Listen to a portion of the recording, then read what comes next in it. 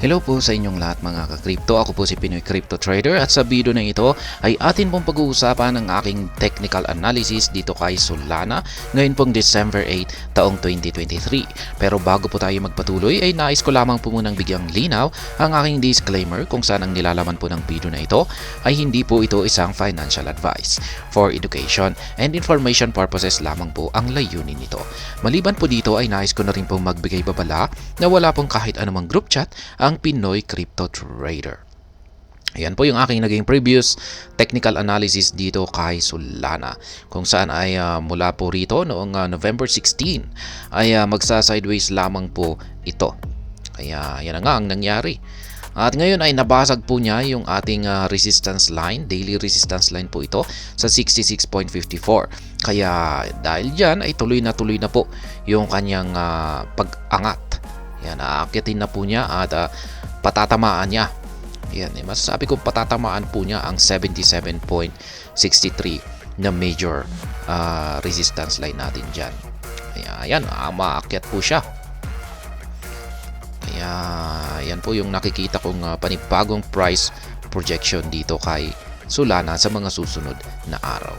Ngayon ay yung nabasag na resistance line natin dito na 66.54 may magiging support line na po ito. Yan, lahat po ng mga kulay red ay mga support line po ito at mga kulay green ay mga resistance line po ito.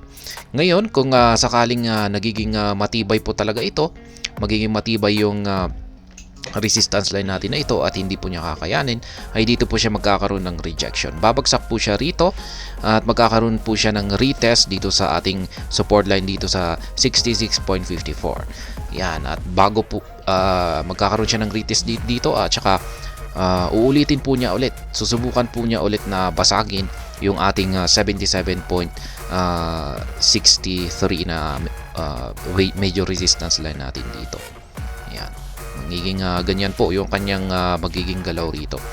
At kung pag hindi po niya talaga kayang basagin ang 77.63 ay maglalaro lamang po siya dito sa ilalim. Pero kung sakaling nabasag po ito ay ayan, aakyat po siya hanggang dito sa sunod na resistance line natin. Pero ayan, dito muna yung ating pagtutuunan ng pansin. Ayan. Dito kung magagawang nga ba niyang basagin ang 77.63 kasi yung pag nabasag po niya ito ay yan, sasabog na naman yung kanyang presyo at aakyat na naman ng mataas. Kaya ayan, ito muna yung ating tututukan sa ngayon. Ayan, silipin naman po natin yung kanyang weekly chart time frame. Ayan naman po yung aking previous price projection at nanatiling ganyan pa rin po yung aking price projection dito kay Solana sa kanyang weekly chart time frame na ito. Ayan, magpapatuloy lamang po siya sa kanyang pag-akyat. Nagkaroon po siya ng bahagyang retracement dito. Ayan, pero tuloy pa rin po ito sa kanyang pag-akyat at mukhang malapit na po niyang patatamaan ang 77.78. Ayan. Pero sa tingin ko ay medyo magkakaroon talaga ito ng rejection. Magkakaroon siguro siya ng rejection dito sa 77.78. Ayan. Or may posibilidad naman po na mababasag niya rin ito. Ayan, may posibilidad pa rin na magagawa niyang basagin ito at magpapatuloy ito sa kanyang pag-akyat. Pero mas mataas po yung base lamang po sa aking nakikita rito ay mukhang magkakaroon muna siya ng rejection dito sa 77.78. Ayan, babagsak ng bagya, posibleng hanggang dito. Ayan, sa mga rejections natin dito. Babagsak ng bagya. At ayan, sa pangalawang beses po siguro ay posibleng dito niya babasagin ang 77.78. Pero ayan, sa ngayon ay ganyan pa rin po yung nananatiling aking price projection dito sa weekly chart time frame ni Solana. Yan, balikan na po natin yung weekly chart time frame natin kung saan ay yan naman po yung aking update sa kanyang sa aking price projection dito sa daily chart time frame ni Solana. Tuloy-tuloy pa rin po ito sa kanyang pag-akyat. At yan, patatamaan po niya ang 77.63 or pakikiramdaman niya kung kakayanin nga ba niya itong basagin or yan, magkakaroon muna siya ng rejection dito.